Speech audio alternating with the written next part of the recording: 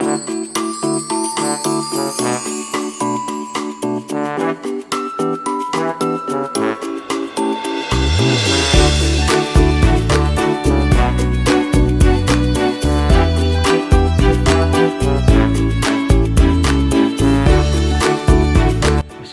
warahmatullahi wabarakatuh.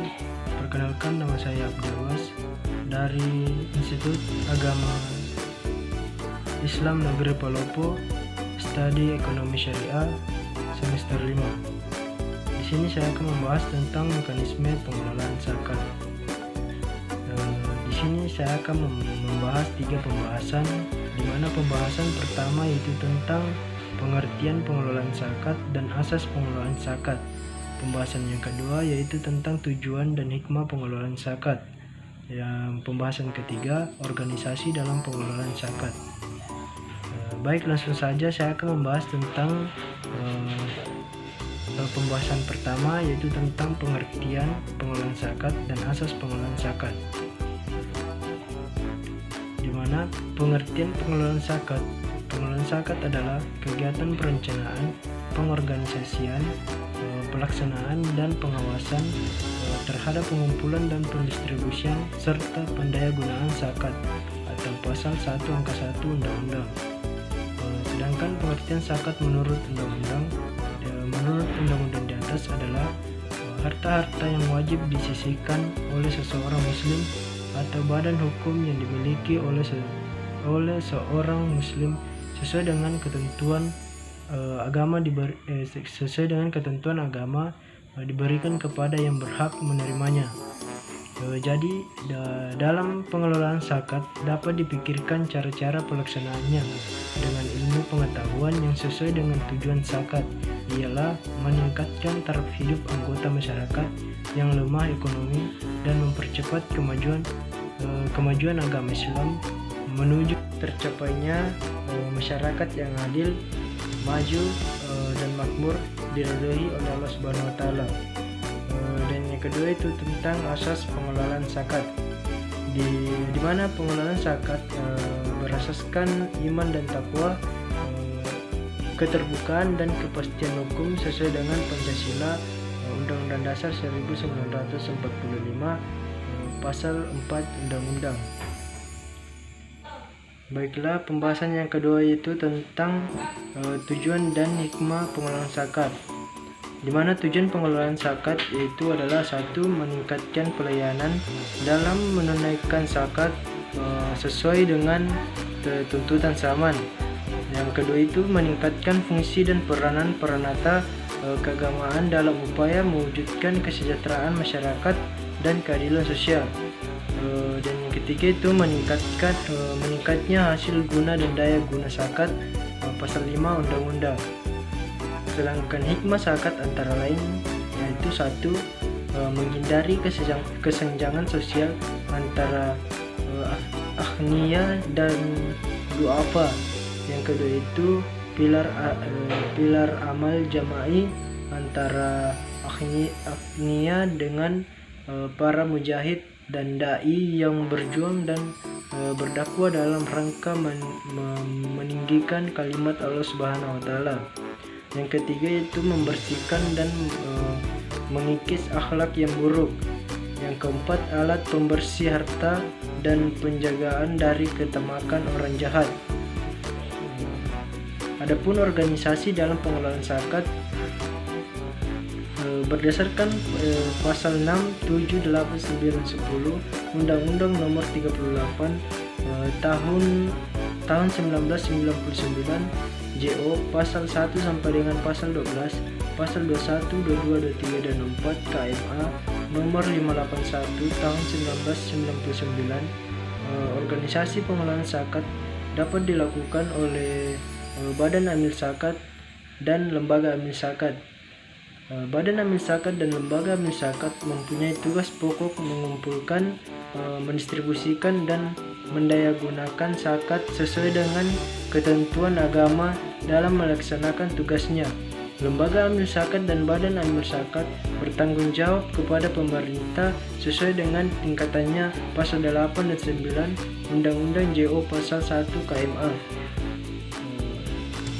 Adapun pengertian Badan Amil Zakat, yaitu Badan Amil Zakat adalah organisasi pengelolaan zakat yang dibentuk oleh pemerintah, terdiri dari unsur masyarakat dan pemerintah dengan tugas mengumpulkan, mendistribusikan, mendayagunakan zakat sesuai dengan ketentuan agama. Badan Amil Zakat meliputi Badan Amil Zakat Nasional, Badan Amil Zakat Provinsi, Badan Amil Zakat Kabupaten atau Kota, dan Badan Amil Zakat Kecamatan.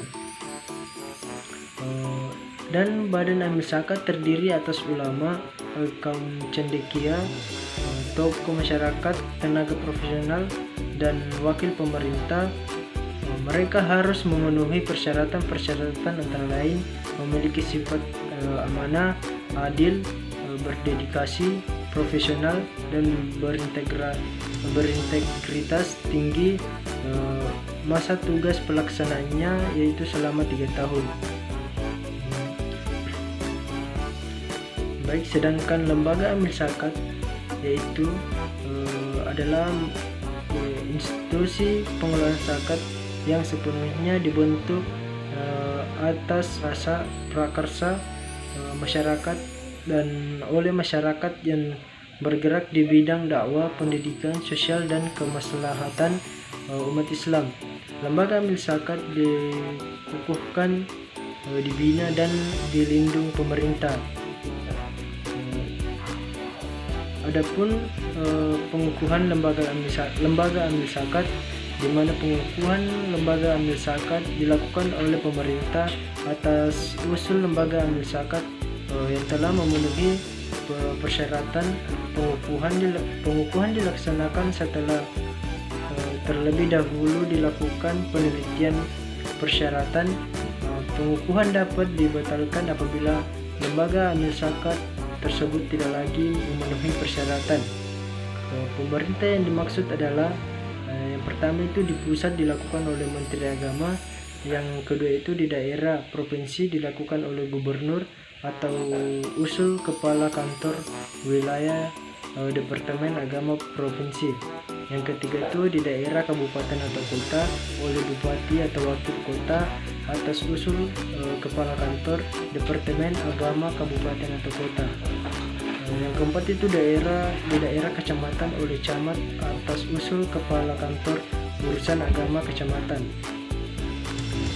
Adapun syarat-syarat lembaga amil zakat, di mana yaitu lembaga amil zakat yang diusulkan kepada pemerintah untuk mendapat pengukuhan harus memenuhi syarat-syarat pasal 22 KMA. Yang pertama itu berbadan hukum, yang kedua memiliki data musaki dan mustahik, yang ketiga itu memiliki program kerja, yang keempat memiliki pembukuan, yang kelima melampirkan surat pernyataan bersedia diaudit. Surat At-Taubah ayat 103 lebih lanjut dapat dijadikan acuan di dalam membentuk suatu lembaga pengelolaan zakat, di mana bunyinya seperti ambillah zakat dari sebagian harta mereka, dengan zakat itu kamu membersihkan dan mensucikan mereka, dan mendoalah untuk mereka. Sesungguhnya doa kamu itu menjadi ketentraman jiwa bagi mereka, dan Allah Maha mendengar lagi Maha mengetahui. Lembaga atau jemaah pengelolaan zakat tersebut tampaknya menuntut kepemimpinan yang berwibawa, yakni yang mampu menggerakkan kaum muslimin, bahwa zakat berfungsi membersihkan diri dari kekikiran dan cinta harta yang berlebihan. Selain itu mensucikan